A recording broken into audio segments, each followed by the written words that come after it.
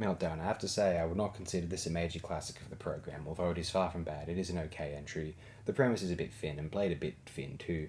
Featuring all of the wax droids, having them all act in a one-dimensional manner, give them a relatively small sum of screen time, use them as material for Rimmer to act as selfish Callous army commander, and fuel the script on obvious gags, a one-note synopsis, a premise which doesn't bother to present anything clever.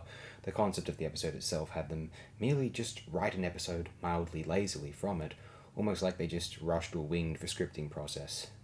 But it is somewhat basely entertaining, and watching it for the first time, it feels like a pot of gold. Once it is over, it can feel a bit mild or unmemorable. It is a shame I feel this way subsequently.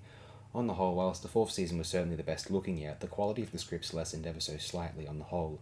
Camille wasn't a major classic, nor was DNA, that was far more likeable. Justice was a certified classic. Whitehall was noticeably good, although perhaps not a top shelf entry. Dimension Jump is a major entry, and Meltdown, it is okay. Better than Camille, but that would be it, really. I tend to think of seasons 5 and 6 as superior to season 4, although 5 has the odd attribute of superior production values with inferior direction. Season 6 is a perfect balance of those two things, and as I've said before, possibly the most impressive production of the show's seasons, only partially let down by the fact that they only have Starbug in that season rather than the Dwarf itself, so it can feel like not as impactful a production as, say, 4 or even 5 at the best of times. That's Meltdown. It's okay. They've done better. They'd know it.